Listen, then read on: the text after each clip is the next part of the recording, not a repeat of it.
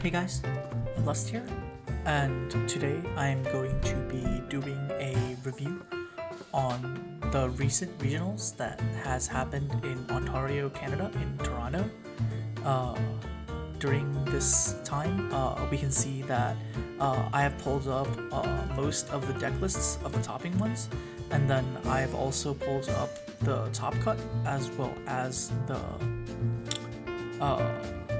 deck spread. So let's get right into it. So we can see that Dragon has had the most amount of representation, with 13 players choosing to play Dragon, which is not a surprising choice because in my opinion, Dragon is by far the strongest deck and has the highest high roll potential in the entire game. If Dragon draws well, no other decks can beat it. And then the second highest is Haven with 3, and then Forest, Rune, and Abyss are all tied with 2, and Swordcraft, it has no representation. I think this is because most players have realized how bad Swordcraft translates into a meta that is prepared for aggro. Unlike Abyss, Swordcraft has basically no out-of-hand damage that can punch through wards, so decks that have heavy wards like Dragon with Dragon Guard or Rune with a lot of their Earthright Golems and Haven with Holy Sentinel will find it very easy to push off Haven Sword's early aggression and then translate that into a victory, while versus Abyss, you can still get hit with cards like Razorry Claw or Demonic Strike that can just like kill you, or Ambling Wraith that can kill you through a ward, which is why nobody played Sword. I think that's a really good call. If I were to play any aggro deck, I would also not consider Sword. I would consider for sure Abyss instead, because Abyss just has a better matchup spread. Anything that Sword can do, Abyss can do better, except Sword has a good matchup into Abyss, because as aggro decks, Abyss cannot outperform Sword on the board, and Sword can threaten Abyss lethal very, very early. Going first or second, Sword will have a good matchup into Abyss, but I don't think it's very important right now because the big threat is Dragon. So, as a Runecraft player, I'm glad to say that both of our representatives at the Toronto Regionals were playing Earthright. They did not cope on Spellchain, they did not cope on D-Shift, they were playing the superior deck, and I am also happy to say that one of them transitioned into top 8. So we have a 50% transition rate, which is good enough. We can see the top 8 is 4 Dragoncrafts, so 4 out of the 13 Dragoncraft players transition, which is a decent amount. And then what was the most surprising to me was that 2 out of the 3 Havencraft players managed to make it in. I'm of the opinion that Havencraft versus Dragoncraft is a Dragoncraft favored matchup,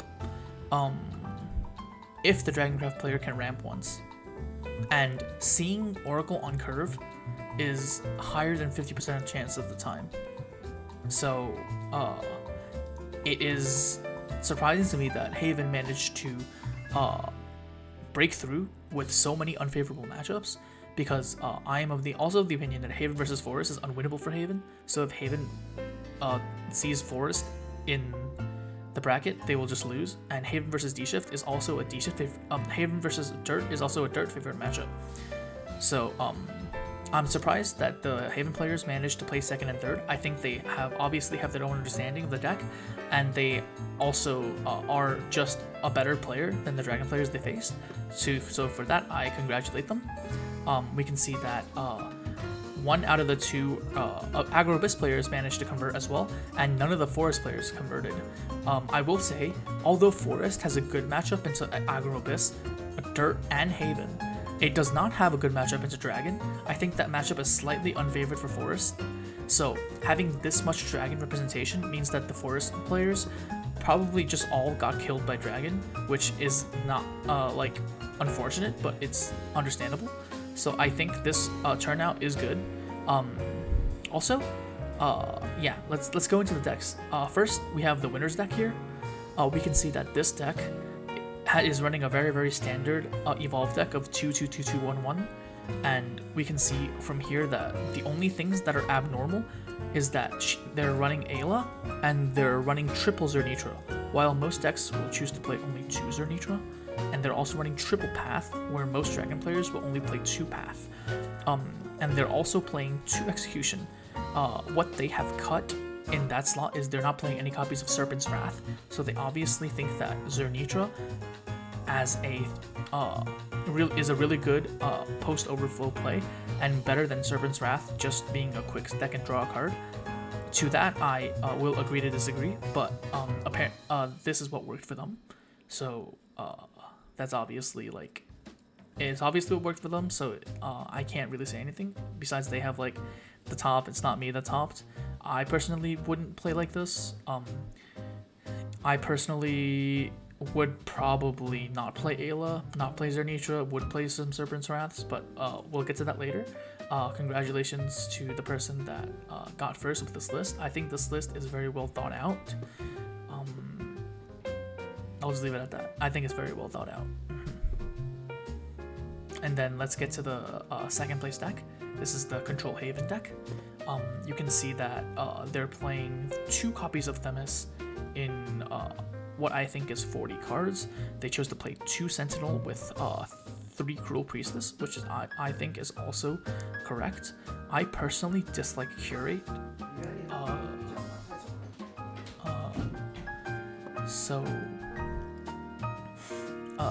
Like that is what it is. But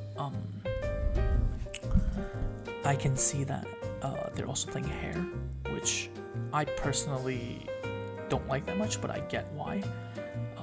They're playing Guardian Nun, which I like as well. This is a stereotypical Control Haven list.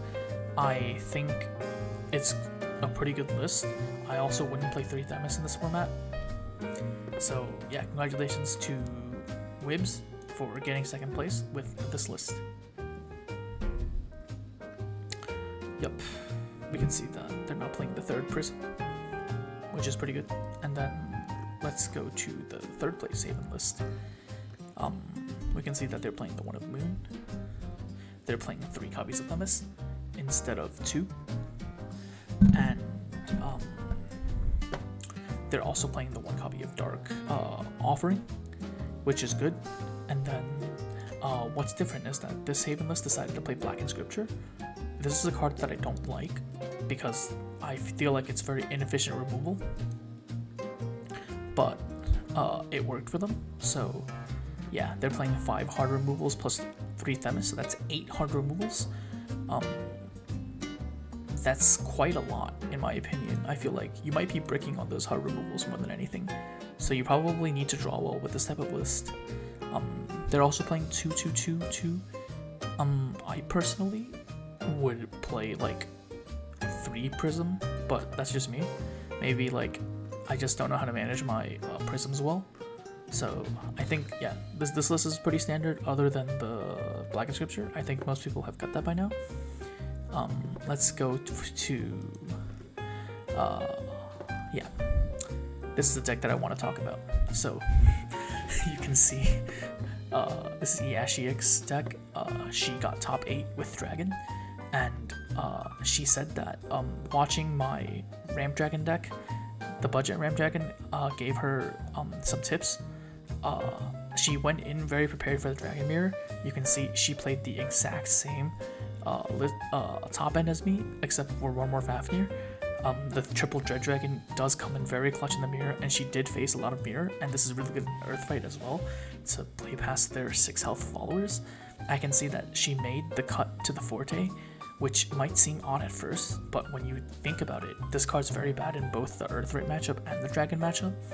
So I'm glad she made the compromise. She's also not playing Ayala or Zernitra, which I like. This is just like everything I like about a Ramp Dragon list. I know I'm obviously biased because like this is similar to a list that I like want to say pioneered, but she also said that